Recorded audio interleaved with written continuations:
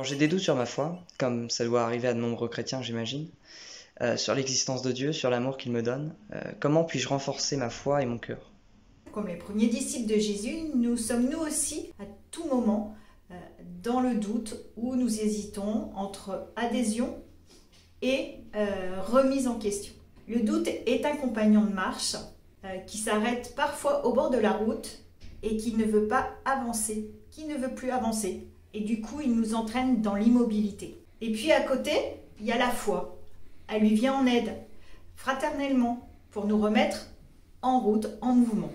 Un des disciples le plus surprenant, c'est saint Thomas. Saint Thomas, c'est le premier à avoir douté. Quand Jésus est ressuscité, est venu trouver tous les disciples dans cette pièce, saint Thomas n'était pas là. Et puis, il n'a pas voulu croire ses compagnons de route. Et donc, 8 jours après, Jésus est revenu les voir.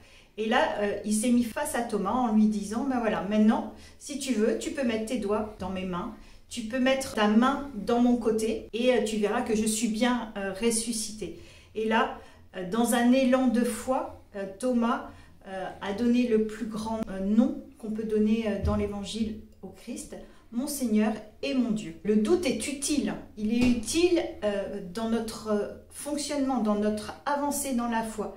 Elle met en évidence notre désir, nous libère aussi des idées toutes faites sur Dieu, parce que ça va nous mettre en position de questionnement, de remise en question et d'éviter d'être piégé et prisonnier des idées reçues. Le Christ a aussi douté.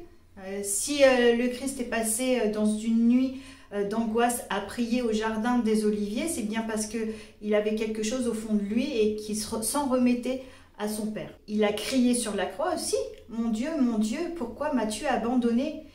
Nous avons sûrement, nous aussi, le droit de pouvoir douter. Mais il faut aller de l'avant. Choisir le doute comme philosophie de vie, c'est comme si on choisissait l'immobilité comme mode de transport. Le doute indique le point à travailler pour pouvoir grandir dans notre vie spirituelle. Jésus veut que nous décidions d'avoir la foi en lui, de croire, de ne pas avoir peur et d'avoir l'amour en premier. Et le meilleur moyen pour avoir des réponses à nos doutes, à vos doutes, c'est de fréquenter déjà la parole de Dieu, de s'en imprégner, de pouvoir partager avec d'autres cette parole de Dieu, parce que la parole des frères, elle éclaire aussi cette parole et elle éclaire aussi nos doutes, notre questionnement.